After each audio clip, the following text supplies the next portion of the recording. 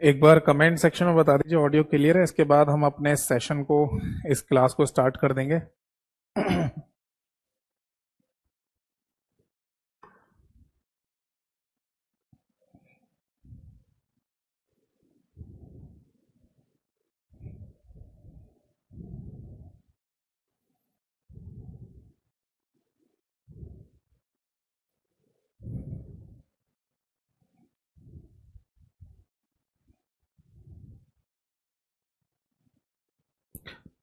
एक बार ठीक है। तो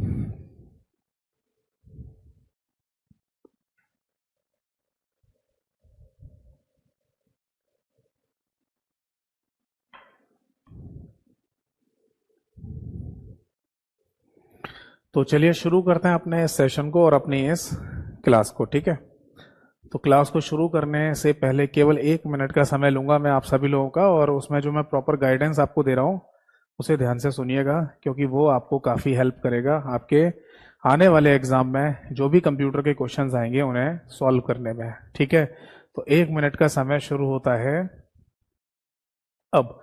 देखिए, क्लास में मैं जितनी थ्योरी करा रहा हूँ आपको ये मोर देन सफिशिएंट है। इससे ज़्यादा थ्योरी करने की आपको ज़रूरत नहीं है। आप एमसीक्यू प्रैक्टिस करिए, और उसमें भी मल्टीपल चॉइस क्वेश्चंस यानी कि एमसीक्यूज।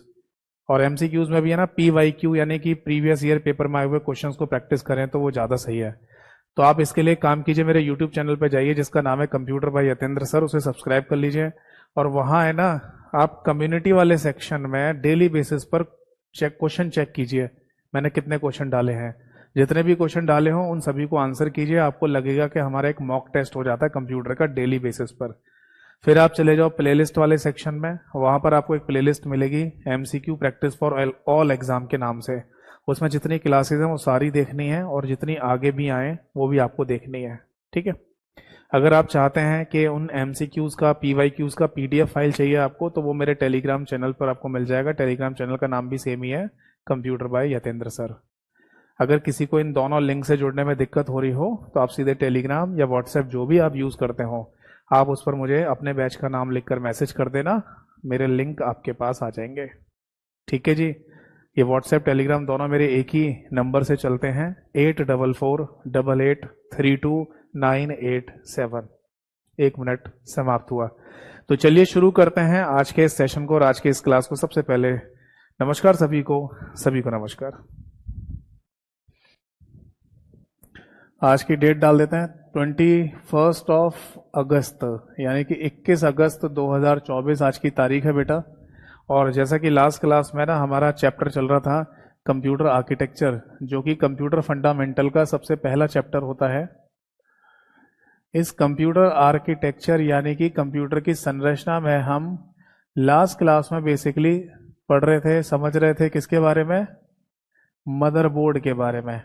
ठीक है जी, तो इसी मदरबोर्ड पर अभी कुछ पॉइंट्स और बचे हुए हैं, उनको भी डिस्कस कर लेते हैं। मदरबोर्ड को जैसा कि मैंने पहले बताया आपको कि पीसीबी के नाम से भी बोला जाता है, यानी कि इसे प्रिंटेड सर्किट बोर्ड के नाम से भी बोल देते हैं।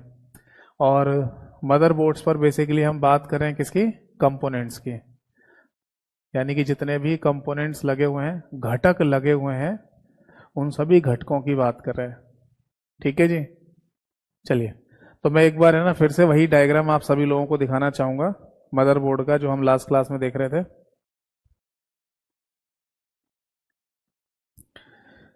देखो बेटा, मैंने लास्ट क्लास में ना आपको नॉर्थ ब्रिज के बारे में, साउथ ब्रिज के बारे में, आईडी कनेक्टर के बारे में, डी रैम मेमोरी स्लॉट के बारे में, एटीएक्स पावर कनेक्टर के बारे में, सीपीयू फैन के बारे में और सीपीयू सॉकेट तक मैंने आपको समझा दिया था। अब आगे हम देखेंगे, आगे लिखा हुआ कनेक्टर्स फॉर इंटीग्रेटेड पेरिफेरल्स। इसका क्या मीनिंग होता है? देखो, मैं आप सभी लोगों को समझा दूं कि पहले क्या होता था, कंप्यूटर में अलग अलग पोर्ट या कनेक्टर्स का इस्तेमाल किया जाता था डिवाइसेस को कनेक्ट करने के लिए, जोड़ने के लिए। उदाहरण के लिए, अगर मैं कीबोर्ड या माउस को है ना अपने कंप्यूटर के साथ कनेक्ट करना चाहता हूं तो कैसे करूंगा? आप बताइए कमेंट सेक्शन में, अभी आज के समय पर बता दो कि अगर मैं कीबोर्ड या माउस को कनेक्ट करना चाहता हूं अपने कंप्यूटर के साथ तो कैसे कनेक्ट करूंगा, कहां कनेक्ट करूंगा? इसका आंसर क्या होगा?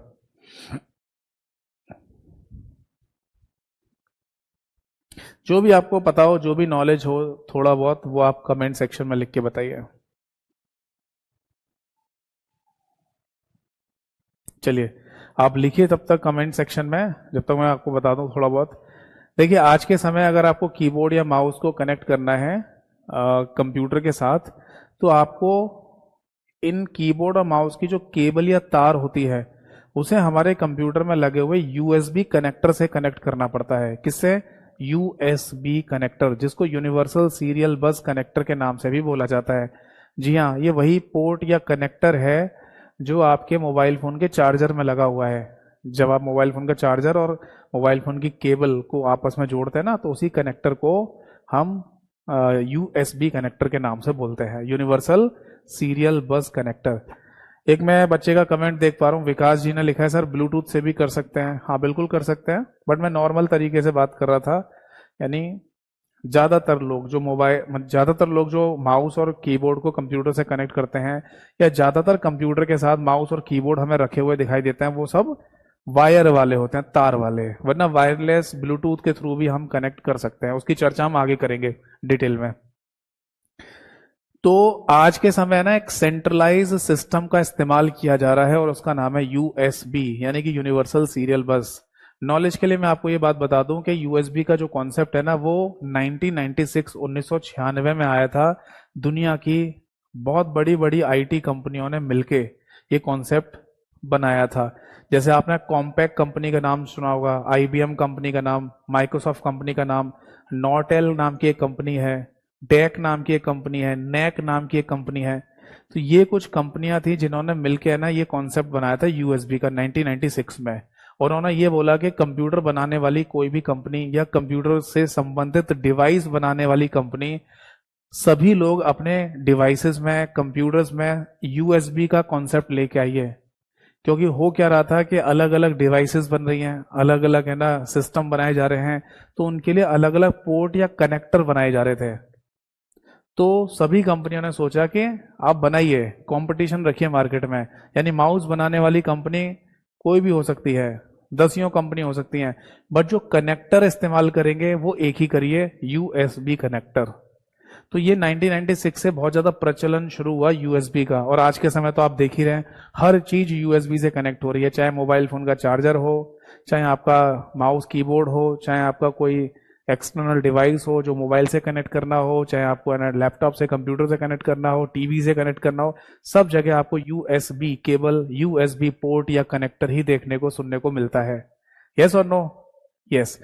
तो आज के टाइम पर जो कनेक्टर्स हमारे कंप्यूटर में लगे हुए आते हैं, जनरली हम देखते हैं कि सभी लोगों के पास लैपटॉप वगैरह होता है आज के समय ज्यादातर। तो जो आज के समय लैपटॉप वगैरह में कनेक्टर या पोर्ट लगे हुए आते हैं, उनको मैं अभी फिलहाल के लिए बता रहा हूं आपको।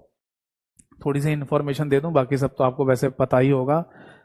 बट शुरुआत से लेकर अभी तक जितने भी पोर्ट या कनेक्टर बनाए गए हैं कंप्यूटर के लिए, उन सभी को हम एक साथ लिखेंगे बाद में।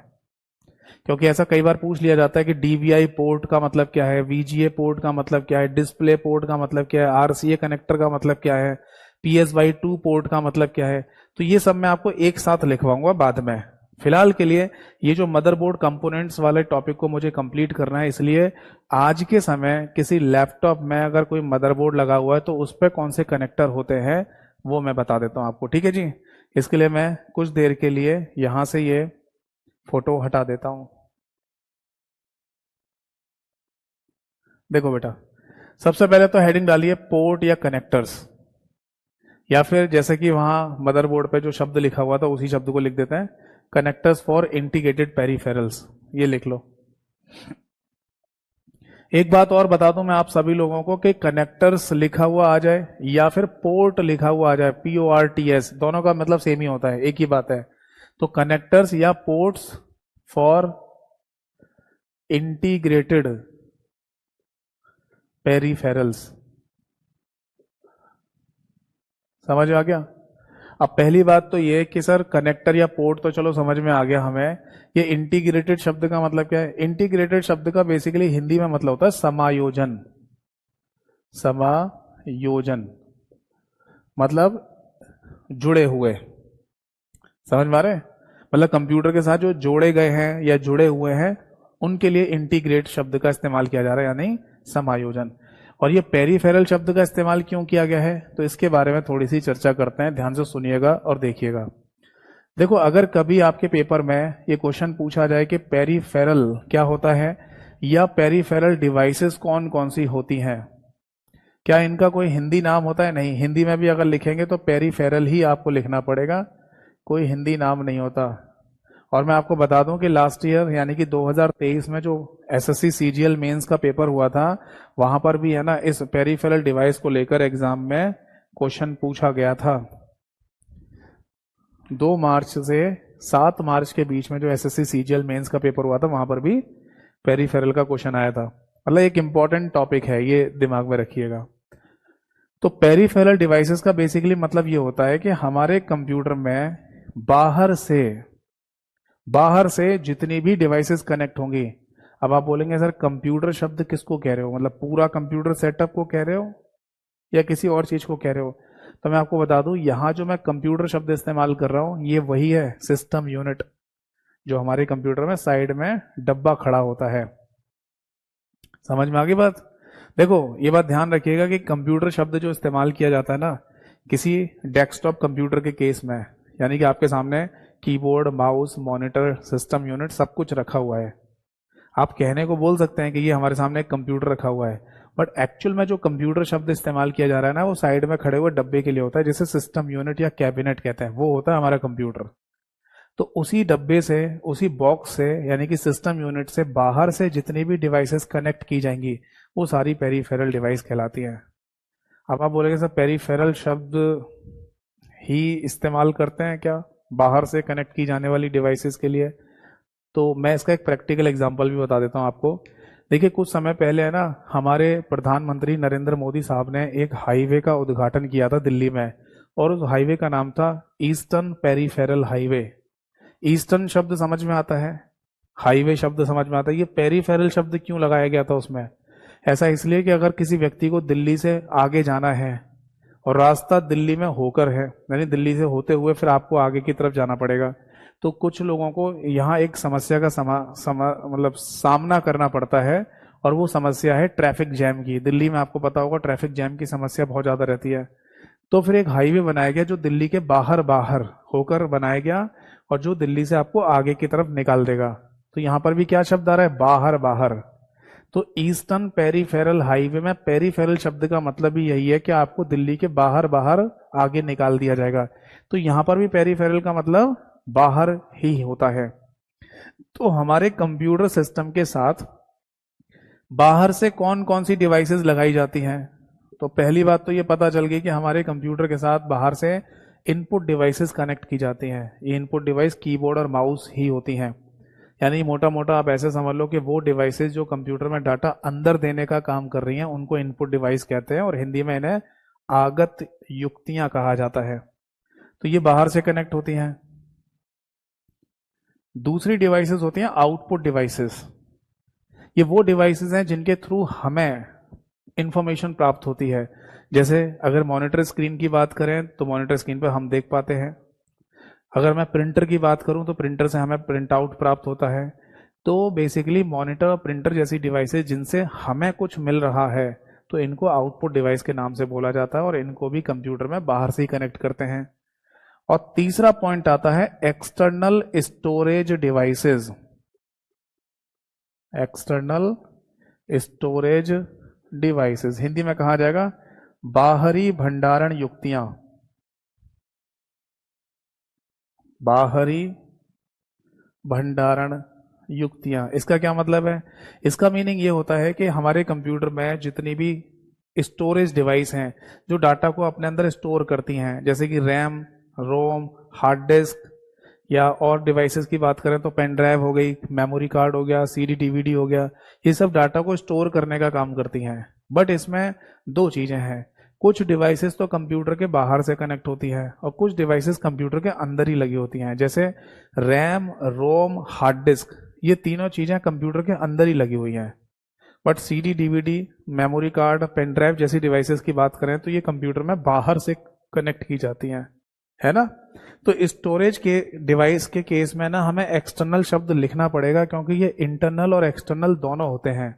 बट इनपुट और आउटपुट के केस में एक्सटर्नल शब्द लिखने की जरूरत ही नहीं है। क्यों? क्योंकि इनपुट और आउटपुट डिवाइस कंप्यूटर के अंदर होती ही नहीं है, वो तो बाहर से कनेक्ट होती है नहीं। तो कंप्यूटर में जितनी भी इनपुट डिवाइसेस हैं, जितनी भी आउटपुट डिवाइसेस हैं, या जितनी भी एक्सटर्नल स्टोरेज डिवाइसेस हैं, इन सभी को पेरिफेरल डिवाइस के नाम से बोला जाता है। और जब इन पेरिफेरल डिवाइसेस को आप अपने कंप्यूटर के साथ कनेक्ट करेंगे तो इनके क्या लगाने पड़ेंगे आपको? पोर्ट या कनेक्टर्स, जो कि पहले से लगे हुए आते हैं।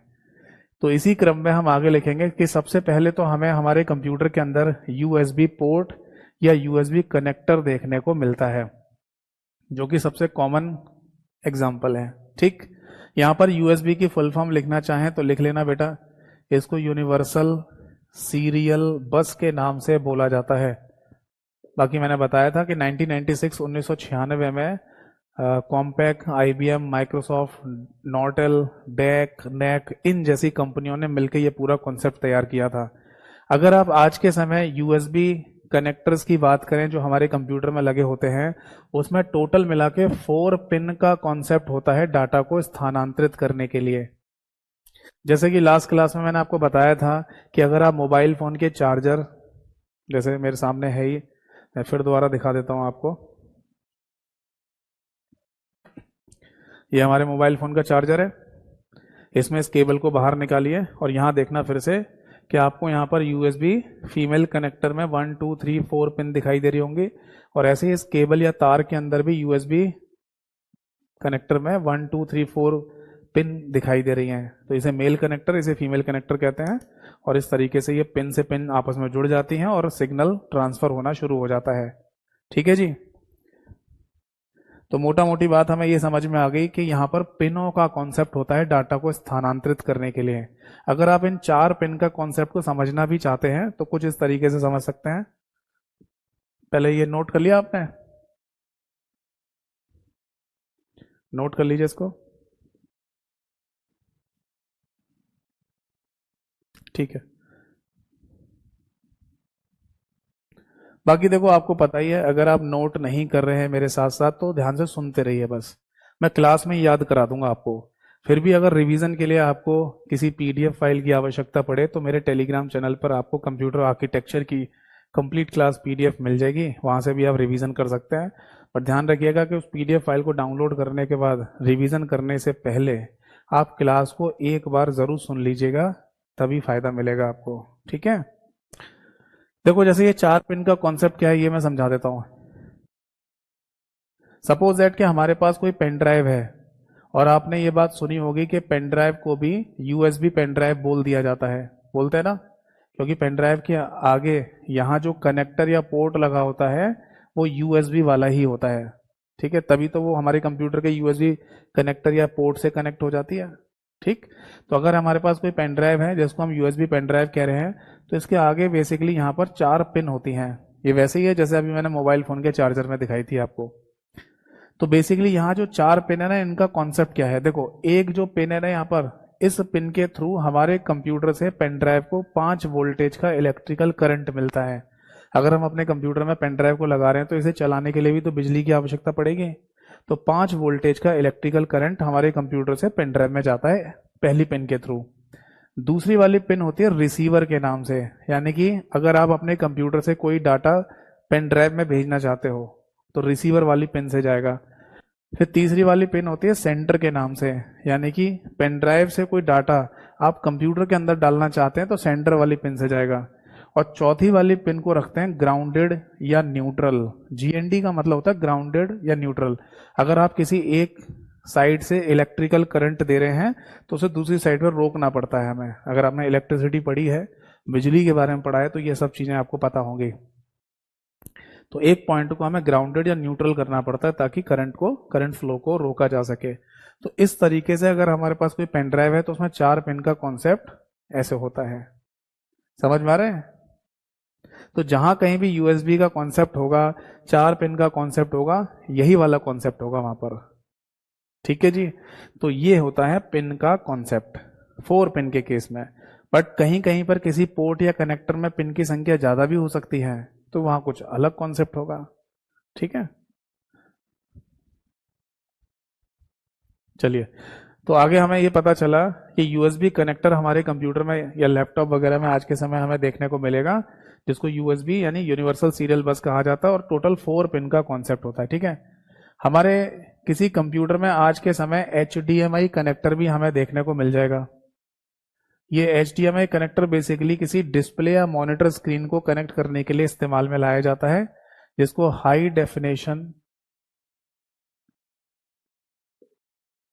मल्टीमीडिया इंटरफेस के नाम से बोला जाता है। ये बात हम सभी लोगों को पता है कि फुल फॉर्म्स है ना, अक्सर एग्जाम्स में पूछी जाती हैं, और बीते अभी कुछ समय पहले एक पेपर हुआ है स्टेट गवर्नमेंट का, जहां पर HDMI की फुल फॉर्म भी पूछी गई है। ठीक है, तो हाई डेफिनेशन मल्टीमीडिया इंटरफेस इसका फुल फॉर्म है, और टोटल 19 यानी कि 19 पिन का कॉन्सेप्ट इस्तेमाल में लाया जाता है डाटा को स्थानांतरित करने के लिए, ट्रांसफर करने के लिए। यानी कि आप अपने कंप्यूटर से डिस्प्ले यानी मॉनिटर स्क्रीन पर डाटा को भेज रहे हैं, तो 19 पिन का इस्तेमाल होता है इसमें टोटल मिला के। ठीक है, इसके बाद है ना, आपके कंप्यूटर में एक लगा होगा, लिख लीजिए, दैट इज ईथरनेट पोर्ट या ईथरनेट कनेक्टर। मैं आप सभी लोगों को बता दूं, इनका कोई हिंदी नाम नहीं होता, जो अंग्रेजी में लिखा है वही हिंदी में लिखा जाएगा, ईथरनेट।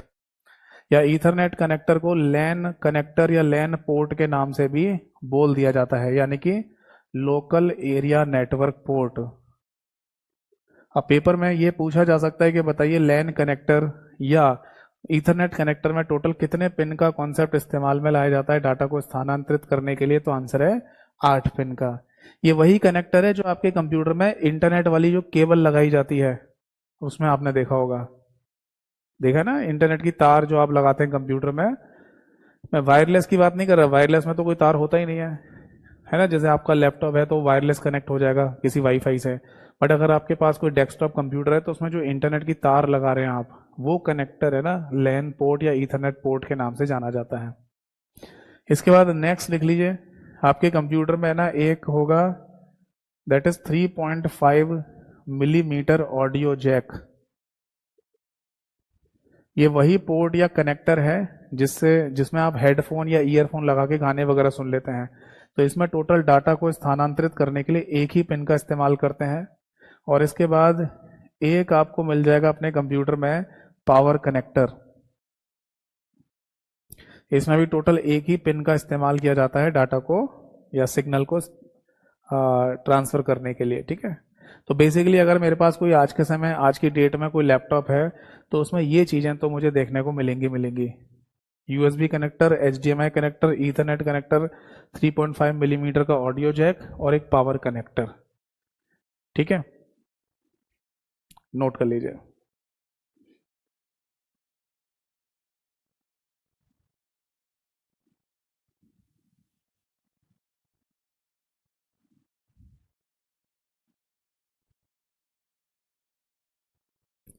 कोई डाउट है तो पूछिए।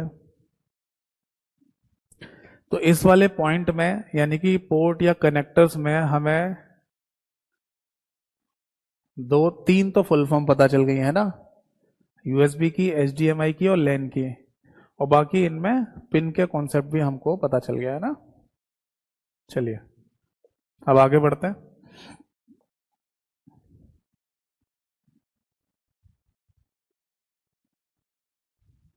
चलिए, तो ये वाला पॉइंट तो हमारा क्लियर हो गया। अब मैं डायग्राम है ना आपके सामने फिर से दिखा देता हूँ, मदरबोर्ड का डायग्राम। देखो, मदरबोर्ड के डायग्राम में अब आगे लिखा हुआ है सीमॉस बैकअप बैटरी। चलो इसको समझते हैं।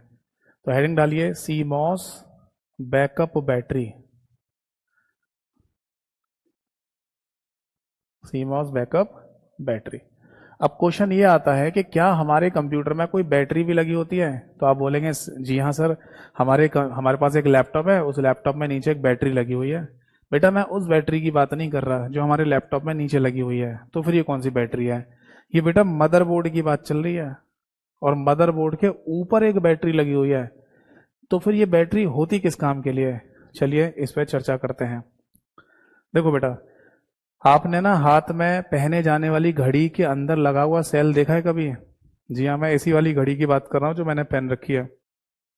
इसको जब आप खोल के देखेंगे ना तो इसमें छोटा सा एक सेल निकलेगा, है ना? बैटरी बोल सकते हैं, सेल बोल सकते हैं। उसी का थोड़ा सा बड़ा रूप, इतना बड़ा, ऐसा मार्केट में एक सेल मिलता है। मैंने है ना अभी कुछ दिनों पहले एक टीवी या एसी का रिमोट कंट्रोल देखा था, उसमें भी इसी प्रकार का एक सेल लगा हुआ देखा था। वैसे तो आजकल टीवी या एसी के जो रिमोट कंट्रोल होते हैं, ये वाला जो, इसमें अगर आप खोल के देखेंगे तो पेंसिल सेल मिलेगा आपको। समझ में आ रहा है? ये वाले सेल मिल जाएंगे आपको जिनको पेंसिल सेल के नाम से बोला जाता है। बट कुछ टीवी या एसी के रिमोट कंट्रोल आ रहे हैं ऐसे, जिनके अंदर वो एक इतना बड़ा, मान लो जैसे जो 50 पैसे का सिक्का होता था, है ना, तो उतना बड़ा ही हमें सेल वहां देखने को मिला। अब वो सेल या बैटरी हमारे कंप्यूटर के मदरबोर्ड पर लगी क्यों है, इसका क्या लॉजिक है, वो मैं आपको समझाता हूं। देखो, इसका आंसर हमें मिलेगा कुछ इस तरीके से। आप मुझे ये बताइए कि जब आप अपने कंप्यूटर को ऑन करते हैं, सपोज दैट कि आपने अपने कंप्यूटर को 21 तारीख को ऑन किया, आपने काम किया, और फिर आपने अपने कंप्यूटर को शट डाउन कर दिया, बंद कर दिया, और 2 दिन बाद अगर आप अपने कंप्यूटर को ऑन करते हैं तो कितनी तारीख आपको दिखाई जाती है कंप्यूटर में? क्या डेट आ रही होती है? 21 तारीख आ रही होती है या फिर 23 तारीख आ रही होती है?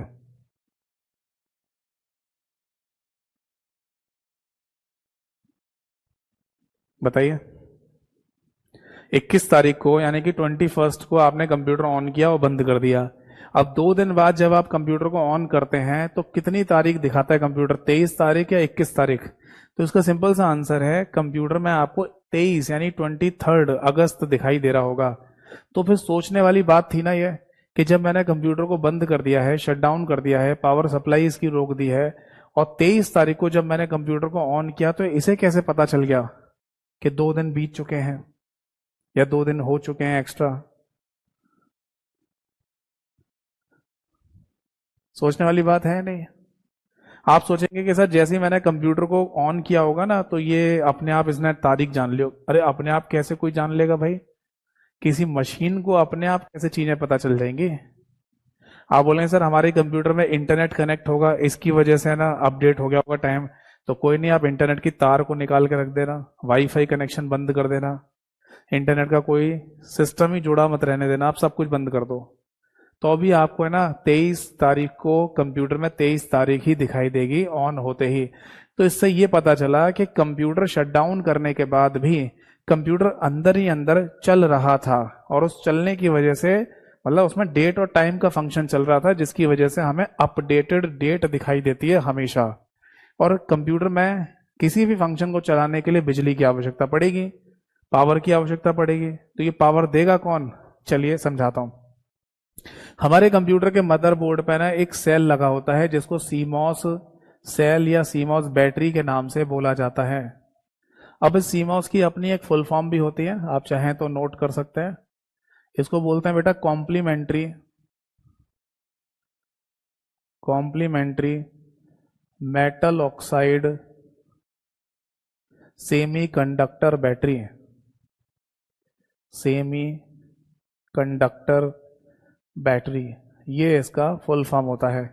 अब बेसिकली ये सीमॉस बैटरी जो लगी हुई है कंप्यूटर के मदरबोर्ड पर, जब आप अपने कंप्यूटर को शट डाउन कर देते हैं तो ये पावर सप्लाई दे रही होती है हमारे कंप्यूटर के मदरबोर्ड पे ही लगी हुई एक मेमोरी जिसका नाम रोम होता है।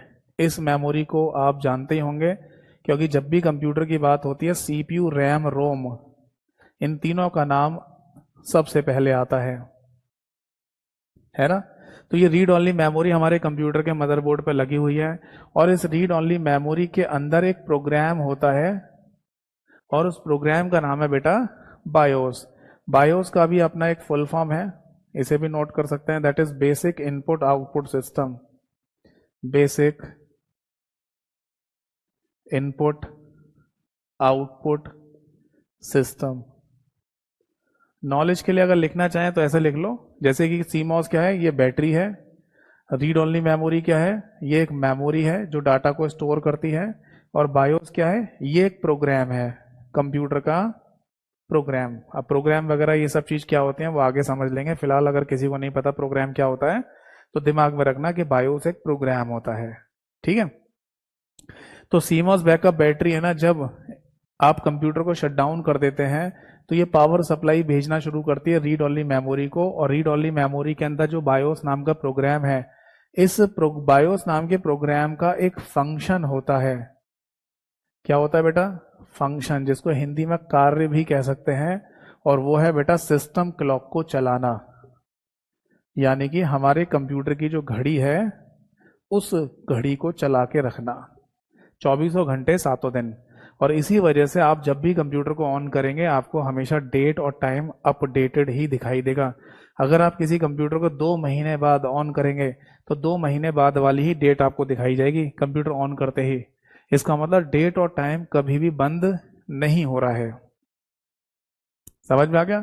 और इसी को चलाने की वजह से हमें ये सीमॉस बैकअप बैटरी की आवश्यकता पड़ती है। नोट कर लीजिए, कोई डाउट है तो पूछिए।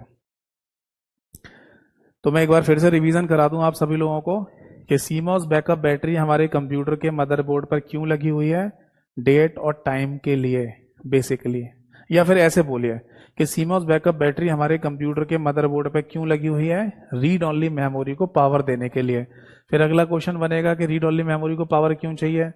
तो बायोस नाम के प्रोग्राम को चलाने के लिए। बायोस नाम का प्रोग्राम क्यों चलाना है?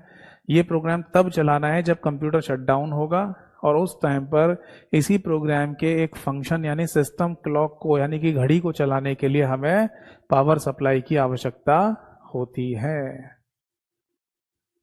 बताओ, समझ में आ गई बात? चलिए अब आगे बढ़ते हैं।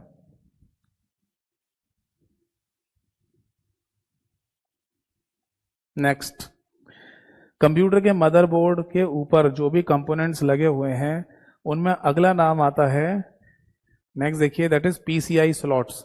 ये क्या होता है इसके बारे में चर्चा करते हैं। देखो हेडिंग डालिए पीसीआई स्लॉट्स, और इसमें भी आगे मल्टीप्लाई बाय 5 लिखा हुआ है ना। तो सबसे पहले तो पीसीआई की फुल फॉर्म लिख लो। पीसीआई की फुल फॉर्म होती है पेरीफेरल। आप बोलेंगे सर पेरीफेरल शब्द अभी आपने समझाया था, ये वही है ना? हाँ। एक बच्चे का कमेंट आया है, सर बायोस ना हो तो? देखिए वैसे मैंने अभी आपको जो समझाया था, सभी लोग सुन लीजिए इस बात को, कि बायोस नाम के इस प्रोग्राम का एक फंक्शन होता है सिस्टम क्लॉक को चलाना।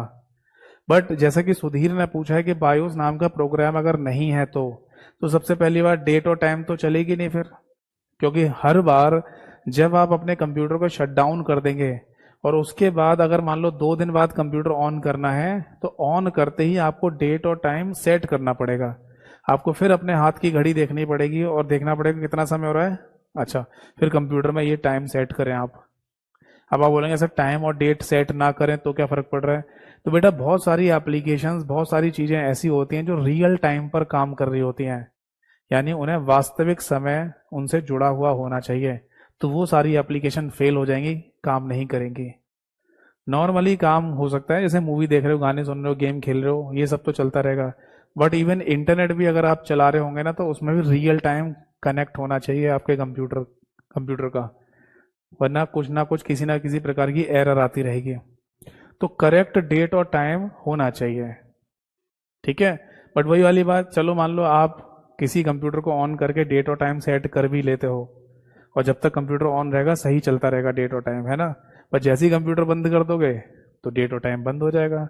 फिर दोबारा ऑन करोगे, 2 दिन 5 दिन बाद फिर सेट करोगे।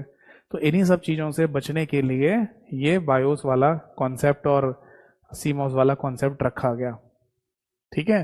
बाकी एक बात और बता दूं मैं आपको कि ये जो बायोस का जो सिस्टम क्लॉक नाम का फंक्शन है ना, ये एक फंक्शन है, बाकी इसके और भी काम होते हैं जो हम आगे चर्चा करेंगे, पढ़ेंगे भी। एक्चुअली बायोस को है ना डिटेल में मैं पढ़ाऊंगा आपको जब कंप्यूटर सॉफ्टवेयर वाला चैप्टर आएगा, वहां पढ़ेंगे बायोस के और क्या क्या फंक्शन होते हैं जिसकी वजह से ये बायोस नाम का प्रोग्राम हमारे कंप्यूटर में डाला गया है। उदाहरण मतलब अभी फिलहाल के लिए इतना समझ लीजिए, सभी लोग दिमाग में रखना कि अगर आपके कंप्यूटर के स्टार्ट होते समय पर बायोस नाम का प्रोग्राम नहीं हुआ रीड ओनली मेमोरी के अंदर, तो कंप्यूटर कभी ऑन नहीं होगा। आप कभी भी कंप्यूटर को चला नहीं पाएंगे, ऑन ही नहीं कर पाएंगे, अगर बायोस नाम का प्रोग्राम रीड ओनली मेमोरी के अंदर कंप्यूटर के ऑन होने के टाइम पर नहीं हुआ तो। चलिए फिलहाल अभी आ जाते हैं यहाँ पर मदरबोर्ड कंपोनेंट्स की बात कर रहे हैं, तो पीसीआई स्लॉट के बारे में समझते हैं। ठीक है, यहाँ पर लिखा हुआ पीसीआई की फुल फॉर्म है पेरीफेरल। ये पेरीफेरल का मतलब वही है ना कि कंप्यूटर में बाहर से कोई डिवाइस कनेक्ट की जाए तो उन्हें पेरीफेरल डिवाइस कहा जाता है। जी हाँ, वही मतलब है। बट ये मदरबोर्ड के ऊपर क्यों है शब्द? ये तो कंप्यूटर में बाहर से लगाई जाने वाली डिवाइस के लिए होता है। एक्चुअली मैं आपको बता दूं कि जब हम कोई भी कंप्यूटर खरीदते हैं ना, कोई भी कंप्यूटर, तो ऐसा जरूरी नहीं है कि उसमें सारी चीजें पहले से लगी हुई आ जाएं। जैसे उदाहरण के लिए किसी व्यक्ति को है ना एक हाई लेवल का गेम खेलना है, ये गेम उसी हाई लेवल का हो सकता है जैसे कैरी मिनाटी, नाम सुना होगा, एक यूट्यूबर है, काफी फेमस हो गया अब तो कैरी मिनाटी के नाम से। उस कैरी मिनाटी के द्वारा जो गेम खेला जाता है, लाइव स्ट्रीमिंग करके जो दिखाता है, उस तरीके के हाई लेवल के गेम अगर आप खेलोगे ना, तो आपको अपने कंप्यूटर के अंदर एक अलग से ग्राफिक कार्ड लगवाना पड़ेगा, अगर ग्राफिक कार्ड कंप्यूटर में लगा हुआ नहीं आया तो। अब आपके कंप्यूटर में ग्राफिक कार्ड लगा हुआ नहीं आया तो क्या आप कभी लगवा ही नहीं सकते? हाँ, आप बाहर से मार्केट से खरीद के लाओ और उस ग्राफिक कार्ड को अपने कंप्यूटर में लगा सकते हो। कहां से लाए? बाहर से लाए हो। इसीलिए यहां पर पेरिफेरल शब्द का इस्तेमाल किया गया। अब बात दूसरी ये आती है कि बाहर से लाए गए किसी अलग से ग्राफिक कार्ड को कंप्यूटर में लगाओगे कहाँ? तो आंसर है आपके कंप्यूटर में 5 पेरिफेरल कंपोनेंट इंटरकनेक्ट स्लॉट्स दिए जाते हैं। क्या फुल फॉर्म है इसका? Peripheral component interconnect.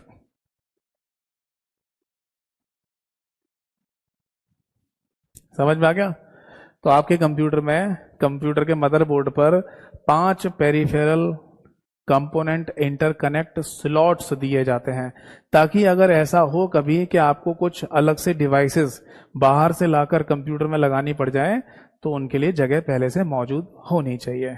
उदाहरण के लिए कोई पूछेगा मेरे से कि सर कौन कौन सी डिवाइसेस लगाई जा सकती हैं अलग से, तो सबसे पहला एग्जाम्पल तो यही लिख सकते हो कि आपके कंप्यूटर में अगर पहले से ग्राफिक कार्ड वगैरह नहीं आया है हाई रेजोल्यूशन वाले गेम वगैरह खेलने के लिए, तो ये लगा सकते हो।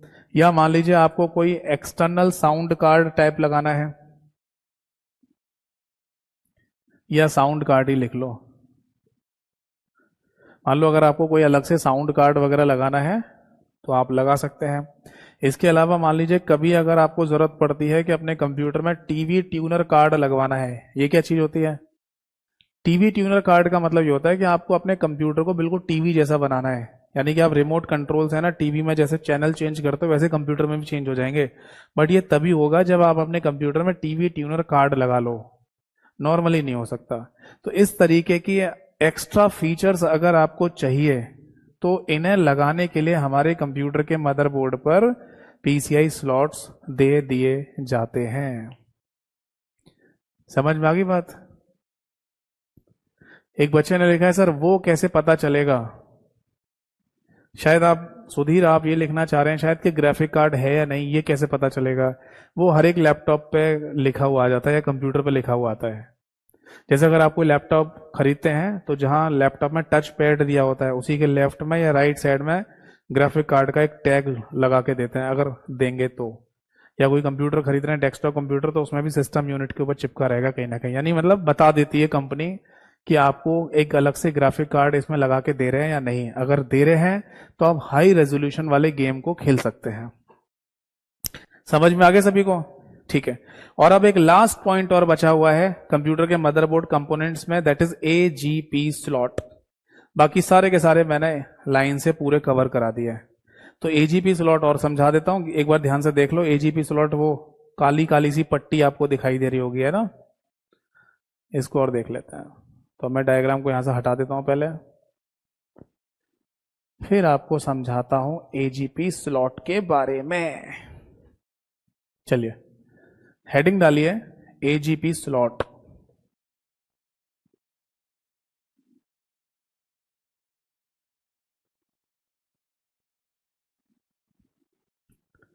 देखो सबसे पहले तो एजीपी की फुल फॉर्म लिखो। एजीपी इसकी फुल फॉर्म है बेटा accelerated accelerated graphics port, graphics port के नाम से इसकी फुल फॉर्म है, ठीक है जी। बट ये होता क्या है बेसिकली, वो अब मैं आपको समझा रहा हूं। देखो, एक डायग्राम मैंने आपको पहले ही बताया था और मैंने बोला भी था कि ये डायग्राम आपको हमेशा याद रखना है। वो क्या है कि आपको ये पता होना चाहिए कि हमारे कंप्यूटर में परमानेंट डाटा कहाँ पर स्टोर होता है। जैसे आप कंप्यूटर को शट डाउन कर दो, तो शट डाउन करने के बाद डाटा परमानेंट कहाँ स्टोर होता है, कंप्यूटर की हार्ड डिस्क में। और जब ऑन भी करेंगे तो हार्ड डिस्क से ही वो डाटा आगे की तरफ बढ़ेगा और कहाँ पहुंच जाता है, हमारे कंप्यूटर की मुख्य मेमोरी में, यानी कि रैम के अंदर। ठीक, फिर ये डाटा रैम से आगे की तरफ बढ़ाया जाता है और पहुंचेगा सीपीयू के पास, यानी कि हमारे कंप्यूटर के दिमाग के पास। जब ये डाटा पहुंचता है तो इसे इनपुट कहते हैं, इसकी प्रोसेसिंग होगी और एक आउटपुट जनरेट होगा जो आपको मॉनिटर स्क्रीन पर दिखाई दे जाता है। जैसे जस्ट सपोज दैट कि आपने ना अपने कंप्यूटर में कोई मूवी, गाने वगैरह सब जो भी चलाए हों जो कंप्यूटर में पहले से सेव हैं, तो वो सब मूवी, पिक्चर, गाने, फोटो, इमेज, वीडियो सब कहाँ पर हैं, यहाँ पर जो कंप्यूटर में सेव है उनकी बात कर रहा हूँ। क्योंकि मूवी, पिक्चर, गाने तो आप पेन ड्राइव लगाकर, सीडी, डीवीडी लगाकर भी देख सकते हैं, उनकी बात नहीं कर रहा। जब हम कहते हैं ना कि मूवी, पिक्चर, गाने, पीडीएफ सब मेरे कंप्यूटर में है, तो यहाँ पर होते हैं। तो यहाँ से उनका डाटा रैम में पहुंचता है, रैम से सीपीयू में आता है और सीपीयू से आउटपुट जनरेट होने के बाद मॉनिटर स्क्रीन पर हमें दिख जाता है। ठीक है बेटा, ये हुई नॉर्मल बात। बट एक्चुअल में ऐसा नहीं है, यहां पर थोड़ा सा चेंज है। वो चेंज ये है कि जब मॉनिटर स्क्रीन पर सीपीयू के द्वारा जनरेट किया गया आउटपुट भेजा जा रहा होता है, वो आउटपुट इतनी जल्दी जल्दी प्रोड्यूस हो रहा होता है कि हम उसे मॉनिटर स्क्रीन पर एक साथ नहीं भेज सकते। ये वैसे समझ लो जैसे खेती हो रही है, फार्मर्स हैं, किसान हैं, खेती कर रहे हैं, अनाज उपजा लिया उन्होंने। अब उतने जितना अनाज उपजा लिया है, जितना अनाज पैदावार हो गई है अनाज की, वो एक साथ तो मार्केट में नहीं भेजी जा सकती ना, कि मार्केट में आप एक साथ भेज दो और खरीद लिया, बेच लिया जाए या लोग खा जाएं उसे। तो फिर क्या बना दिए जाते हैं, गोदाम बना दिए जाते हैं। यानी कि गोदाम बना दिए जाएंगे जहां पर आप उन अनाज को रख दो, जब जरूरत पड़ेगी तो गोदाम से मार्केट में निकालकर उसे बेचना शुरू करेंगे। ये सरकार भी कर सकती है। सरकार को आपको पता ही होगा, सरकार की अपनी खुद की एक एजेंसी है एफसीआई, जिसे फूड कॉर्पोरेशन ऑफ इंडिया कहते हैं, वो ये काम करती है। या फिर प्राइवेट कंपनियां भी ये काम कर सकती है, किसानों से अनाज लेकर उन्हें गोदामों में स्टोर कर सकते हैं ताकि बाद में जरूरत पड़ने पर मार्केट में निकालकर उसे बेच दें। मुद्दे की बात पे आते हैं। जो गोदाम होते हैं उनको किस तरीके से समझा जा सकता है, उनको है ना एक बफर की तौर पर समझा जा सकता है। बफर शब्द का मतलब समझते हैं, टेम्पररी स्टोरेज। टेम्पररी स्टोरेज, जैसे अगर मान लीजिए कभी अनाज खेतों में उतना ही पैदा किया गया जितने लोगों को आवश्यकता है, जितना हैंड टू हैंड लोग अपने घर में खरीद के ले जा सकें, तो क्या किसी गोदाम की आवश्यकता पड़ेगी? नहीं, गोदाम खाली पड़े रहेंगे क्योंकि किसान उतना ही अनाज पैदा कर रहे हैं जितना लोगों को चाहिए। बट किसान ज्यादा अनाज पैदा कर लेता है तभी तो गोदामों में रखने की आवश्यकता पड़ती है, नहीं? तो जो गोदाम होते हैं जहां पर अनाज वगैरह रखा जा रहा है, वो बेसिकली एक बफर की तरह काम करता है। एक शब्द होता है बफर, ये शब्द हमारे कंप्यूटर में भी इस्तेमाल में लाया जाएगा बहुत सारी जगह पर, और इसका सिंपल सा मतलब होता है टेम्पररी स्टोरेज। समझ में आ गया? हिंदी में कहेंगे अस्थाई भंडारण। मतलब गोदाम अनाज को रखने की परमानेंट जगह नहीं है, वो अस्थाई भंडारण है। कब तक? जब तक आपको नहीं चाहिए, जब आपको चाहिए होगा तो वहां से निकाल देंगे। तो उसी तरीके से मॉनिटर स्क्रीन पे जो आउटपुट जनरेट करके भेजा जाना होता है, वो इतनी जल्दी जल्दी जनरेट हो रहा होता है कि हम उसे एक साथ मॉनिटर पे नहीं भेज सकते। तब हमें है ना यहाँ पर एक बफर की आवश्यकता पड़ी, और उस बफर का नाम होता है बेटा वीडियो कार्ड। ये वीडियो कार्ड है ना हमारे कंप्यूटर के मदरबोर्ड पे ही लगा होता है, बट जिस जगह लगा होगा, जिस स्लॉट में ये लगा रहता है, उसको एजीपी स्लॉट के नाम से बोलते हैं। बताओ बात समझ में आई या नहीं? यानी सबसे पहली बात तो एजीपी की फुल फॉर्म क्या है, और दूसरी बात कि एजीपी होता क्या है। तो सिंपल सा आंसर देना है कि एजीपी हमारे कंप्यूटर के वीडियो कार्ड को लगाए जाने का प्लेस या स्थान होता है। अब अगला ही क्वेश्चन आएगा, ये वीडियो कार्ड किस लिए इस्तेमाल में लाया जा रहा है? तो वीडियो कार्ड बेसिकली सीपीयू के द्वारा जनरेट किए गए आउटपुट को स्टोर करने के लिए इस्तेमाल में लाया जाता है। समझ में आ गया? हम यहां लिख सकते हैं just like a buffer, just like a buffer, यानी कि बफर की तरह ये वीडियो कार्ड इस्तेमाल में लाया जा रहा है। दूसरी बात ये आती है कि इस वीडियो कार्ड में स्टोर क्या हो रहा है, तो आप बोलेंगे सर आउटपुट स्टोर हो रहा है, सीपीयू के द्वारा जो आउटपुट जनरेट कर रहे हैं वो ला रहे हैं इसमें। तो बेटा यहां इस आउटपुट को एक नाम भी दिया जाता है, दैट इज वीजीए डाटा। क्या बोलते हैं इसको? वीजीए डाटा बोलते हैं, जो इसके अंदर आ रहा है। एक काम कर लो, ये वीडियो कार्ड है ना, नीचे लिख लो, यानी ऐसे हो जाएगा कि आपके कंप्यूटर का जो वीडियो कार्ड है वो कहां लगा हुआ है, एजीपी स्लॉट में लगा हुआ है, ठीक है जी। और वीडियो कार्ड में क्या स्टोर हो रहा है, इसी को बोलते हैं बेटा वीजीए डाटा, ठीक। और इस वीडियो कार्ड की है ना अपनी एक मेमोरी कैपेसिटी भी होगी, यानी ये पहले से तय होगा कि कितना डाटा स्टोर कर पाएगी है या कर पाएगा। इसकी अपनी एक भंडारण क्षमता भी होती है, मेमोरी कैपेसिटी। तो सुनिए, बीते कुछ समय पहले एक पेपर हुआ था स्टेट गवर्नमेंट का, जहां पर यह क्वेश्चन पूछा गया एग्जाम में कि बताइए कंप्यूटर का वीडियो कार्ड क्या कंसिस्ट करता है। क्वेश्चन क्या था? कंप्यूटर का वीडियो कार्ड क्या कंसिस्ट करता है, मतलब क्या रखता है अपने अंदर, क्या होता है उसके अंदर। तो ऑप्शन में दे रखा था VGA data plus memory, VGA data plus memory. इसका मतलब यही था ना कि जो डाटा उसमें स्टोर होता है उसे वीजीए डाटा कहते हैं, और उसकी अपनी एक मेमोरी कैपेसिटी भी होती है। जैसे ये वीडियो कार्ड 1 GB का, 2 GB का, इस तरीके से होता है, 1 गीगाबाइट का, 2 गीगाबाइट का। ये पहले से तय होगा कि इतना ही डाटा स्टोर कर सकता है ये, ठीक है। अब यहां जो वीजीए शब्द लिखा हुआ है, क्या इसकी अपनी कोई फुल फॉर्म भी होती है? जी हाँ, वीजीए की अपनी फुल फॉर्म होती है video graphics array, video graphics array. बीते कुछ समय पहले एक पेपर हुआ था मध्य प्रदेश स्टेट गवर्नमेंट का, और वहां पर वीजीए की फुल फॉर्म पूछी गई, शायद पटवारी का एग्जाम था या कौन सा था। तो उसमें ना वीजीए की जब फुल फॉर्म पूछी गई तो वीजीए की फुल फॉर्म होती है वीडियो ग्राफिक्स एरे, बट चारों ऑप्शन में किसी पर भी वीडियो ग्राफिक्स एरे लिखा नहीं था। एक शब्द लिखा था वीडियो ग्राफिक्स एडेप्टर। तो क्या वीडियो ग्राफिक्स एडेप्टर शब्द भी हो सकता है? तो आंसर है हो सकता है। बस ये समझ लीजिए कि यहां जो अंदर वीजीए शब्द लिखा हुआ है ये, इसकी फुल फॉर्म तो यही होगी वीडियो ग्राफिक्स एरे, बट इसी के जैसा काम अगर कंप्यूटर के बाहर से किया जा रहा है किसी डिवाइस के द्वारा, तो उसे वीजीए यानी वीडियो ग्राफिक्स एडेप्टर कहा जा सकता है। यानी मोटे मोटे तौर पर ये वीजीए का जो कॉन्सेप्ट है ना, वीजीए डाटा का, दोनों तरीके से हो सकता है, कंप्यूटर के अंदर भी या कंप्यूटर के बाहर किसी डिवाइस को कंप्यूटर के साथ कनेक्ट करके भी। बट अगर ये वीजीए कंप्यूटर के अंदर है तो इसे वीडियो ग्राफिक्स एरे कहेंगे, और अगर बाहर किसी डिवाइस के थ्रू ये काम किया जा रहा हो या लिया जा रहा हो तो इसे वीडियो ग्राफिक्स एडेप्टर भी कहा जा सकता है। क्योंकि जब पेपर हुआ तो बहुत सारे लोगों ने बोला सर वीजीए की फुल फॉर्म आई थी, बट आपने लिखवाया वीडियो ग्राफिक्स एरे, वो तो चारों ऑप्शन में ही नहीं था। मैंने पूछा वीडियो ग्राफिक्स एडेप्टर लिखा था, हाँ, तो वही सही आंसर था। समझ में आया सभी को? वही हमारा सही आंसर था। तो दोनों को याद रखिएगा। अब आप बोलेंगे सर यहीं लिख दो ना एरे के साथ में, मैं एरे के साथ में इसलिए नहीं लिख रहा, वरना फिर आपको ये लगेगा कि यहाँ जो वीजीए का फुल फॉर्म है ना वो दोनों ही हो सकता है, जबकि इसका तो एक ही फुल फॉर्म है। दिमाग में रखिएगा, ठीक है, या कहीं साइड में नोट करके लिख लो, वीडियो ग्राफिक्स एडेप्टर शब्द भी सही हो सकता है। अब सुनिए, मॉनिटर कहां चला गया? मॉनिटर आएगा यहां पर। इस वीडियो कार्ड का कनेक्शन है ना फिर दिया जाता है मॉनिटर की स्क्रीन पर। यह हमारी मॉनिटर की स्क्रीन, और तब जाके यहां पर आउटपुट दिखाया जाएगा। जैसे जैसे जरूरत पड़ेगी यहां से आउटपुट को भेजते रहता है, ठीक है जी। बट ये जो बीच में मैंने केबल बनाई है, तार बनाई है, इसका भी अपना नाम होता है बेटा, जिसे वीजीए केबल के नाम से बोला जाएगा।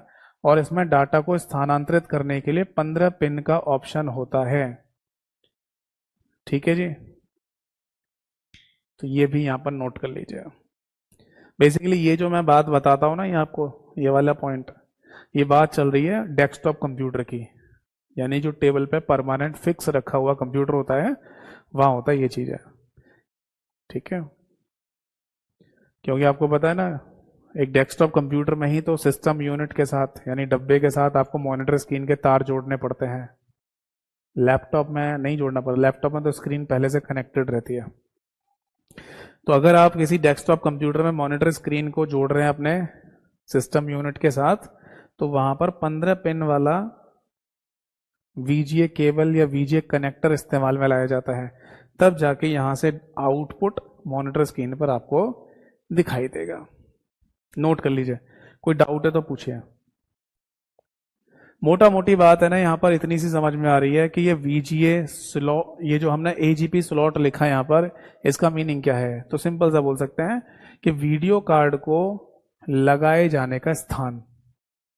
लिखना चाहते हैं तो लिख लीजिए, वीडियो कार्ड को लगाए जाने का स्थान। अब वीडियो कार्ड क्या होता है वो कहानी मैंने पूरी आपको लिखवा भी दी है और समझा भी दी है। बताओ फटाफट एक बार कमेंट सेक्शन में ये वाली बात समझ में आ गई या नहीं?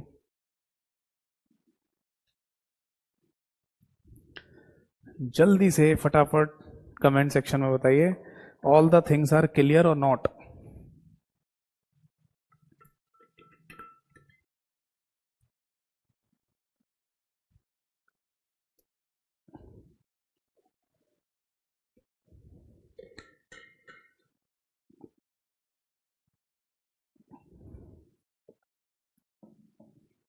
वेरी गुड, सभी को समझ में आ गया ना? तो फाइनली है ना, मदरबोर्ड के ऊपर जितने भी हार्डवेयर कंपोनेंट्स लगे होते हैं उन सभी की जानकारी मैंने आपको दे दी है। आई होप सो कि आपने नोट भी कर लिया होगा। तो ये कंपोनेंट्स खत्म हो गए। अब समझ में आ रहा है ना कि मैं जितना आपको लिखवा रहा हूं, समझा रहा हूं, पढ़ा रहा हूं, ये सभी एग्जाम्स में पूछी गई चीजें हैं और आगे भी पूछी जाएंगी। भाषा बदलकर भी पूछी जाएंगी। ऐसे पूछ जाता है कई बार, लैंग्वेज चेंज कर देंगे और वही बात पूछ रहे होंगे नॉर्मल सी। चलो, अब फाइनली मदरबोर्ड खत्म नहीं हुआ, मदरबोर्ड के ऊपर लगे हुए कंपोनेंट्स खत्म हो गए हैं। अभी इन कंपोनेंट्स को आपस में कैसे जोड़ा जाता है, ये एक दूसरे को कैसे डाटा ट्रांसफर कर देते हैं, जैसे कि CPU, रैम, रोम, ये तीनों चीज कंप्यूटर के मदरबोर्ड पे लगी होती हैं।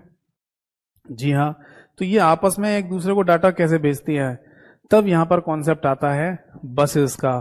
तो लिखिए, हेडिंग डालिए, बस। मदरबोर्ड के ऊपर है ना बसेस का कॉन्सेप्ट होता है, या कंप्यूटर के अंदर बसेस का कॉन्सेप्ट होता है। ये बात दिमाग में रखनी है, बस का अपना कोई फुल फॉर्म नहीं होता। और मैं आपको बता दूं कि बस, ठीक है, ये दो चीजें हो सकती हैं। पहला पॉइंट तो अच्छा, एक चीज और लिखिए, केवल एक शब्द में अगर बोल रहा हूं कि what is the meaning of बस, बस क्या है, तो आप इसको ना डेटा ट्रेवलर भी लिख सकते हो, डेटा ट्रेवलर। ठीक है, हिंदी में लिखा जाएगा डाटा को स्थानांतरित करने वाला, डाटा को स्थानांतरित करने वाला। समझ में आ गया? अब ये देखिए कि बसेस हमारे कंप्यूटर में दो तरीके से हो सकती हैं। पहला पॉइंट तो हो सकता है, लिखिए, that is copper tracks. Copper की, यानी कॉपर जो धातु होती है, कॉपर के ट्रैक्स बोलते हैं, या फिर इनको ट्रेल भी कहा जाता है, कॉपर के ट्रैक्स या ट्रेल्स, जो कि मदरबोर्ड के ऊपर बने होते हैं। कॉपर ट्रैक्स या ट्रेल्स ऑन मदरबोर्ड, या फिर मदरबोर्ड शब्द की जगह PCB लिख लो। ठीक है, तो कॉमन शब्द आ जाएगा। चलिए इसको समझा देता हूँ, फिर दिखाऊंगा भी आपको। जैसे मेरे पास है ना ये टीवी का रिमोट कंट्रोल है, इसको आप खोल के देखना। अब जब आप इसे खोल के देखेंगे तो आपको इसके अंदर ग्रीन कलर की प्लेट दिखाई देगी, जिसको PCB कहा जाता है। और उस PCB के ऊपर है ना आपको टेढ़ी मेढ़ी लाइनें जाती हुई दिखाई देंगी इधर से उधर, वही होती है कॉपर ट्रैक्स, या कॉपर ट्रेल कहा जाता है उनको। और उन्हीं के अंदर होके इलेक्ट्रिकल सिग्नल फ्लो करता है एक जगह से दूसरी जगह तक। ठीक है बेटा, तो इसीलिए मैंने यहां पर लिखा है कॉपर के ट्रैक्स या ट्रेल्स ऑन PCB। दूसरा है ना, यहां लिख लीजिए वायर्स, या ऐसे लिखो इंटरनल वायर्स। आंतरिक जो तार लगे होते हैं कंप्यूटर के अंदर, उनको भी बसेस कह सकते हो, इंटरनल वायर्स। इन कंप्यूटर।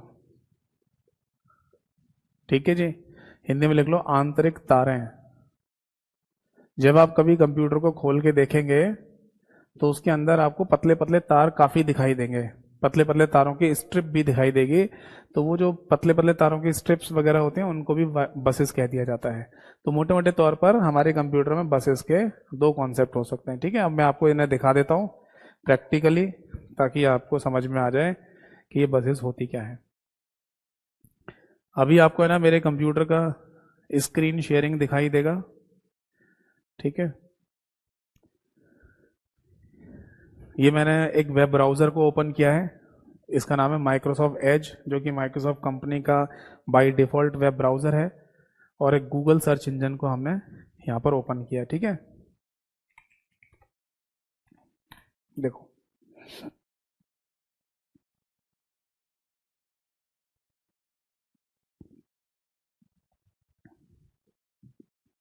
देखो, इनको कहा जाता है बसेस। यानी ये जो डायग्राम आपको दिख रहा है, ये आप है ना अपने किसी भी इलेक्ट्रॉनिक डिवाइस को खोल के देखना, उसमें मिल जाएगा। और ये जो टेढ़ी मेढ़ी लाइनें आपको दिखाई दे रही हैं, इन्हीं को बेसिकली बसेस के नाम से बोला जाता है। इन्हीं में होके इलेक्ट्रिकल सिग्नल फ्लो करता है एक जगह से दूसरी जगह तक। यहाँ पर और क्लियर देख सकते हो इनको, यहाँ पर तो कॉपर का कलर भी दिखाया गया है। ये डायग्राम देख लो, ये सबसे बढ़िया डायग्राम है, इनको बोलते हैं बसेस।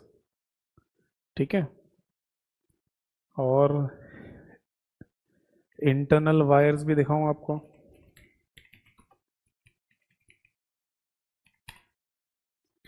आपको ना ऐसे तार वगैरह भी दिखाई देंगे कंप्यूटर के अंदर लगे हुए, तो इनको भी बसेस के नाम से बोल दिया जाता है। ठीक है, चलिए अब मैं आपके सामने आ जाता हूँ। तो फाइनली है ना हमें ये समझ में आ गया कि बसेस का कॉन्सेप्ट क्या होता है। ठीक है, चलिए अब आगे देखो। जैसे मैंने कहा ना, सीपीयू से डाटा है ना रैम के पास पहुंच रहा है, रैम से सीपीयू में पहुंच रहा है ना, इस तरीके का कॉन्सेप्ट होता है हमारे कंप्यूटर में। तो ये सब किसके थ्रू पहुंचेगा? बसेस के थ्रू पहुंचेगा। ठीक, तो बसेस के अपने कोई टाइप्स भी होते हैं क्या? यानी कि बसेस के अपने प्रकार भी होते हैं क्या? तो आंसर है जी हाँ। देखो, बस हमारे कंप्यूटर में टोटल 3 प्रकार की होती है। उदाहरण के लिए ऐसे समझ लो कि हमारे कंप्यूटर में, कंप्यूटर के मदरबोर्ड पर 2 हार्डवेयर कंपोनेंट्स लगे हुए हैं, एक ए के नाम से और एक बी के नाम से। तो ए से मान लीजिए कोई डाटा भेजा गया है बी की तरफ, तो ये जाता है डाटा बस के द्वारा। अब बी के पास जो डेटा आया है ए की तरफ से, बी को ये भी तो पता होना चाहिए कि वो आया कहाँ से है। तो ये इंफॉर्मेशन भेजी जाती है बी के पास एक अलग प्रकार की बस के द्वारा, जिसको एड्रेस बस के नाम से बोला जाता है। ठीक, और एक तीसरी बस और भी होती है जो ए से बी की तरफ कनेक्टेड रहेगी, जिसको कंट्रोल बस के नाम से बोला जाता है। इसका क्या फंक्शन होता है अभी समझेंगे। तो पहले एक एक करके सभी बसेस के बारे में मैं आपको बताता हूं। देखो, सबसे पहले तो आप यही लिख लीजिए डाटा बस। ये क्या होती है? तो इसका सिंपल सा मतलब है इट कैरीज द डेटा, यानी कि यह डेटा को लेके जाती है। It carries the data. Hindi में लिख लीजिए डाटा को ले जाने वाली, को ले जाने वाली बस। तो ए से बी तक जो डेटा को लेके जाएगी उसी को डेटा बस के नाम से बोलेंगे। फिर दूसरा लिख लीजिए एड्रेस बस। इसके बारे में लिख लीजिए it carries the address of data. It carries the address of data. Hindi में लिखा जाएगा यह डाटा के एड्रेस को ले जाने वाली बस होती है। ठीक है बेटा। और तीसरी बस का नाम है दैट इज कंट्रोल बस। इसका मीनिंग क्या है उसे आप ऐसे लिखिए। देखो, कंट्रोल बस के अंदर बेसिकली 2 चीजें जाती हैं। पहली चीज जाती है टाइमिंग सिग्नल, मतलब कि जो डेटा है ना ए से बी तक भेजा गया है उसका पूरा समय प्रक्रिया ये सब क्या होगी, मतलब कितने समय में वो पहुंचेगा बी के पास, और फिर जो भी उसके साथ होना है वो कितने समय में पूरा हो जाएगा। ये सारी जानकारी कंट्रोल बस है ना बी को जाके दे देती है। बी को बता देती है, ठीक है। और एक दूसरा पॉइंट होता है यहां पर, that is type of operation. Type of operation, ये क्या होता है, हिंदी में लिख लीजिए ऑपरेशन का प्रकार। ऑपरेशन का प्रकार मतलब जो डेटा है ना ए से बी की तरफ भेजा गया है उसके साथ होना क्या है, कौन सा ऑपरेशन होना है।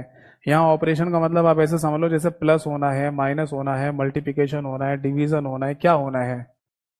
भाई ए से कोई डेटा बी की तरफ भेजा गया है और बी को बोला गया कि इन डाटा को आपस में जोड़ के आंसर बता दो क्या निकलेगा, तो एडिशन का ऑपरेशन हो गया ना ये, है ना। ए से बी तक कोई मान लो डाटा भेजा गया है और बोला जाए कि इनको डिवाइड करके बताओ क्या आंसर निकलेगा, तो डिवीजन वाला ऑपरेशन हो गया।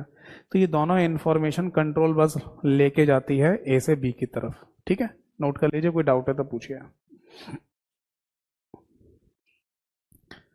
देखिए जैसा मैं देख पा रहा हूँ कैमरे की बैटरी का सिंबल आ गया है अचानक, पता नहीं कैसे, ऐसा होता तो नहीं है।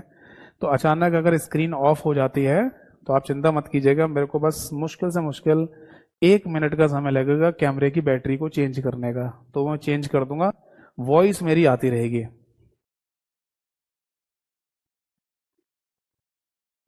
पहले ये नोट कीजिए और कोई डाउट है तो पूछिए।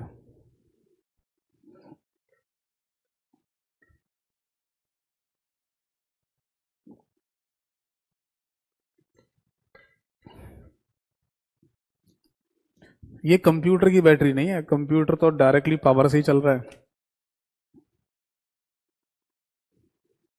ये कैमरे की बैटरी, कैमरे में लगी हुई है बैटरी, कैमरे को डायरेक्टली बिजली से कनेक्ट नहीं किया गया है। चलो इसका भी जुगाड़ निकालेंगे, कैमरे को सीधे बिजली से कनेक्ट करेंगे ताकि ऐसी दिक्कत कभी ना आए।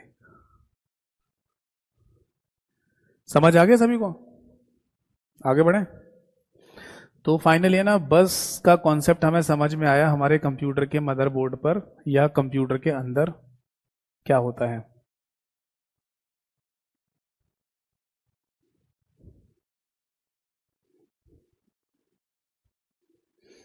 अब आगे देखिए, इस बस से जुड़ा हुआ ना एक इंपॉर्टेंट क्वेश्चन होता है जो मैंने कई बार देख लिया पेपर में। देखो क्वेश्चन ऐसे लिखिए, विच बस is directly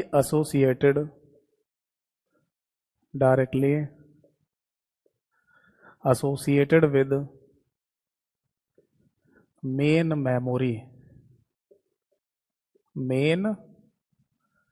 memory of computer. अब मुझे जल्दी से फटाफट कमेंट सेक्शन में बताइए कि हमारे कंप्यूटर की मुख्य मेमोरी यानी मेन मेमोरी किसे कहा जाता है, बताओ। जब तक मैं इसका हिंदी लिख रहा हूं, कंप्यूटर की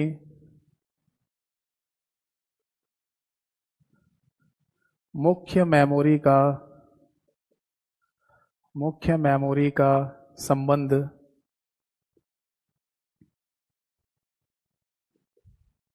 किसके साथ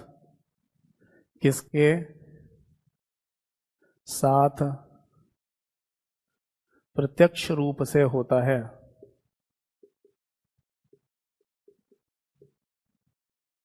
ठीक है, तो मैं आप सभी लोगों को बता दूं कि हमारे कंप्यूटर में मेन मेमोरी कहा जाता है रैम को, यानी कि रैंडम एक्सेस मेमोरी को। आप चाहें तो ये बात यहाँ लिख भी सकते हैं कि ये जो रैम मेन मेमोरी शब्द लिखा है ये रैंडम एक्सेस मेमोरी को बोला जाता है। तो रैंडम एक्सेस मेमोरी का सीधा संबंध हमारे कंप्यूटर की एक बस के साथ होता है, और इन तीनों में से उस बस का नाम है बेटा एड्रेस बस। लिख लीजिए इस क्वेश्चन का सही आंसर एड्रेस बस। अब इस बात का मतलब क्या है, एड्रेस बस के साथ संबंध होता है, ठीक है, बट मीनिंग क्या है इस बात का। तो मैं आप सभी लोगों को बता दूं कि एक्चुअली होता क्या है कि हमारे कंप्यूटर का जो कॉन्सेप्ट है ना, उसमें एड्रेस बस और रैम का सीधा संबंध है, जिससे इन दोनों के बारे में इंफॉर्मेशन प्राप्त हो जाती है। ये आप ऐसे समझ लीजिए इस बात को, जैसे जैसे मान लो मैं अपने घर में रहता हूँ और मेरे घर में जैसे मेरी वाइफ है, तो अगर मैं घर में कभी नहीं हूँ तो उनको पता होगा ना कि हाँ मैं कहाँ गया हूँ। तो एक डायरेक्ट रिलेशन है जिसमें मेरी बातें मेरी वाइफ को पता होंगी और मेरी वाइफ की बातें मेरे को पता होंगी, तो वो हम दोनों एक दूसरे से डायरेक्टली जुड़े हुए हैं। ऐसे समझ लो, बहुत से एग्जाम्पल बना सकते हो आप। तो जिससे दोनों की इंफॉर्मेशन पता चल जाए। तो उसी तरीके से कंप्यूटर में एड्रेस बस का और मेन मेमोरी का संबंध होता है। समझाता हूँ इसको एक क्वेश्चन के थ्रू। जैसे एक एग्जाम हुआ जहां पर यह क्वेश्चन पूछा गया था कि अगर आपके कंप्यूटर में एड्रेस बस की संख्या, मतलब एड्रेस बस कोई एक बस थोड़ी होती है, कोई एक लाइन एड्रेस बस थोड़ी कहलाती है, ऐसी ढेर सारी एड्रेस बस हो सकती हैं। तो मान लीजिए ऐसा क्वेश्चन बनाया गया कि एड्रेस बसेस की संख्या जो है वो है मान लीजिए 16, यानी कि 16। यानी कंप्यूटर में कहा गया है कि एड्रेस बस की संख्या 16 है। और फिर कहा जा रहा है कि बताइए मेन मेमोरी की कैपेसिटी क्या होगी।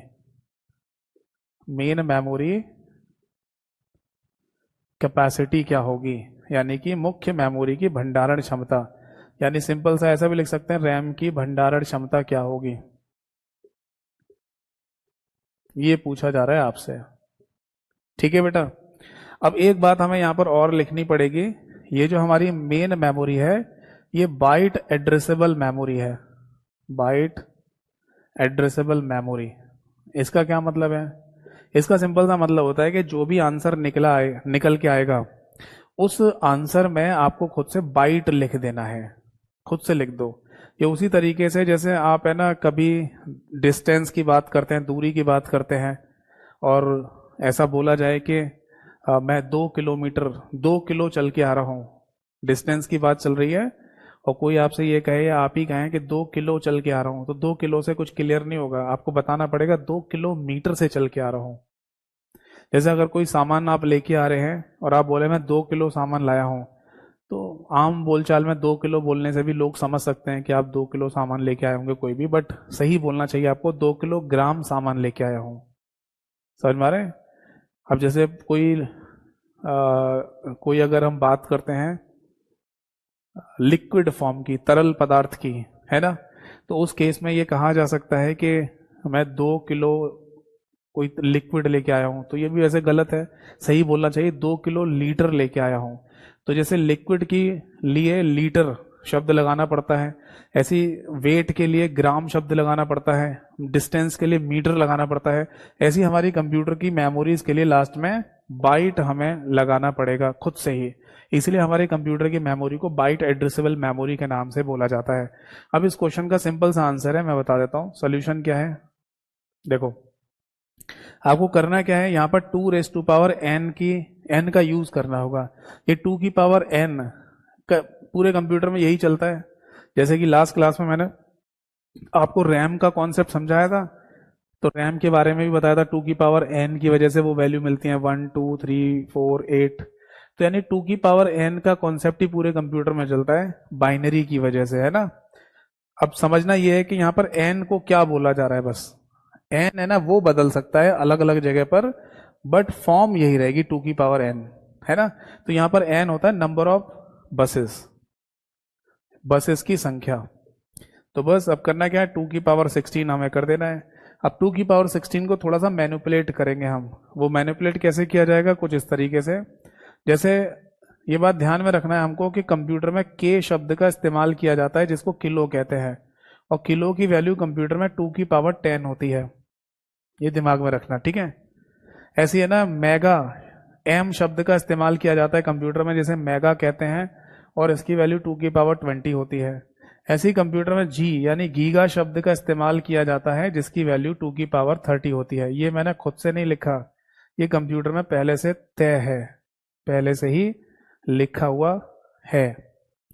तो आप किलो बोलते हैं इसकी वैल्यू 2 की पावर 10 है, मेगा बोलते हैं 2 की पावर 20 है, गीगा बोलते हैं तो 2 की पावर 30 इसकी वैल्यू होती है। तो हमें कुछ ऐसा करना है ताकि ऐसा कोई लेटर हमें मिल जाए। तो एक काम कर सकता हूं मैं, यहां पर 2 की पावर 16 को 2 की पावर 6 मल्टीप्लाई बाय 2 की पावर 10 में तोड़ लूंगा मैं। ऐसा क्यों कर रहा हूं, क्योंकि 2 की पावर 10 को फिर मैं के लिख दूंगा ना। अब 2 की पावर 6 क्या होता है, 2 की पावर 6 होता है बेटा 64, यानी कि 64, और 2 की पावर 10 होता है किलो, और मेमोरी कौन सी है, बाइट एड्रेसेबल मेमोरी। तो आंसर आ गया 64 किलो बाइट। यानी अगर हमसे ये कहा जाए कि किसी कंप्यूटर में, या हमसे पूछा जाए कि किसी कंप्यूटर में टोटल 16 एड्रेस बसेस का इस्तेमाल किया जा रहा है, तो उसमें मेन मेमोरी की कैपेसिटी कितनी होगी, तो इस क्वेश्चन का सही आंसर होगा 64 किलोबाइट। बताओ बात समझ में आ गई या नहीं? तो ये था वो क्वेश्चन, वो पॉइंट जो मेन मेमोरी को एड्रेस बस के साथ डायरेक्टली एसोसिएट होने से बताता है। ये बताता है कि दोनों आपस में जुड़े हुए होते हैं। ऐसी सेम चीज ऐसे भी हो सकती है कि अगर आपको मेन मेमोरी की कैपेसिटी दे दी जाए कि मान लो कंप्यूटर में 64 किलोबाइट की मेमोरी लगी हुई है, रैम लगी हुई है, तो बताओ एड्रेस बस की संख्या कितनी होगी? तो बस यही क्रम पीछे लेके चले जाना, यहाँ पर 16 आंसर आ जाएगा। ठीक है। एक पॉइंट यहां पर और आप दिमाग में रख सकते हैं, हमारे कंप्यूटर में कुछ सेकेंडरी मेमोरी भी होती है। सेकेंडरी मेमोरी में क्या क्या नाम आता है? जैसे कि हार्ड डिस्क हो गई, पेन ड्राइव हो गई, सीडी डीवीडी हो गई, या मेमोरी कार्ड्स हो गए। ये वो सेकेंडरी मेमोरी हैं जिनका सीधा संबंध हमारे कंप्यूटर में बसेस के साथ नहीं होता। तो एक अपोजिट क्वेश्चन बनाया गया जो मैंने एक पेपर में देखा था कि बताइए इनमें से किसका संबंध सीधा एड्रेस बस के साथ नहीं होता है? तो सेकेंडरी मेमोरी के साथ नहीं होता, जो मैंने एग्जांपल बोले हैं। बट ये जो रैम है यानी मेन मेमोरी, जिसको प्राइमरी मेमोरी भी कहा जाता है, इसका सीधा संबंध एड्रेस बस के साथ होता है। तो 2 पॉइंट आप लिख सकते हैं अगर आप नोट कर रहे हैं तो।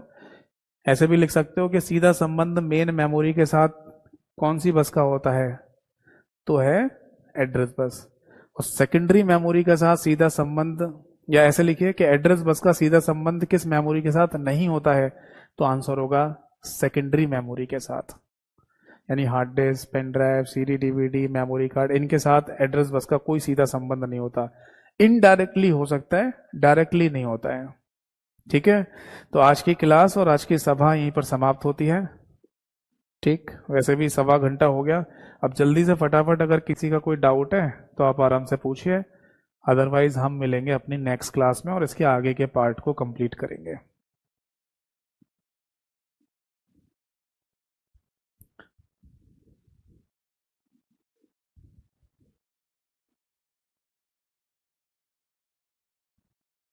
एक कमेंट पूछा था मनदीप जी ने, sir what is the number of pins in 3.5 millimetre audio jack? एक ही पिन तो होती है। आप जब हेडफोन या ईयरफोन को अपने कंप्यूटर से कनेक्ट करते हैं तो एक ही पिन में तो एंटर करते हैं बस।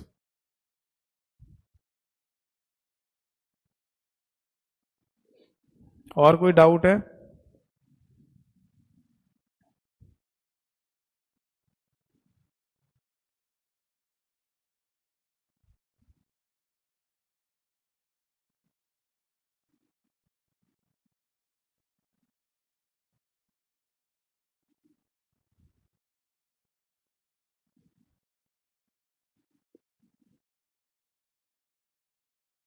राहुल ने लिखा, सर ये 64 KB कैसे आया ये बताइए। बेटा अभी तो यही चीज बताइए, ये तो वही वाली कहानी हो गई कि है ना, रामायण पूरी खत्म हो गई और आप कह रहे हैं सीता किसका बाप था। मतलब ये भी नहीं पता कि सीता महिला थी या पुरुष थी, पुरुष था। तो ये तो क्लियर होना ही चाहिए। 64 KB कैसे आया? अरे ये बताया तो, और कैसे बताया बेटा? कहाँ दिमाग था आपका? एक बच्चे ने लिखा है, सर जन्माष्टमी की छुट्टी होगी क्या?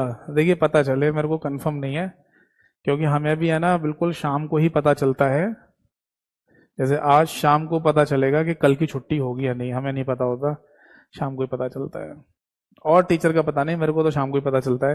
यानी जो मैनेजमेंट टीम के लोग हैं वो मेरे को शाम को बता देते हैं सर कल की छुट्टी है या नहीं है। आप हेल्पलाइन से पूछ सकते हैं अगर आप पूछना चाहते हैं तो।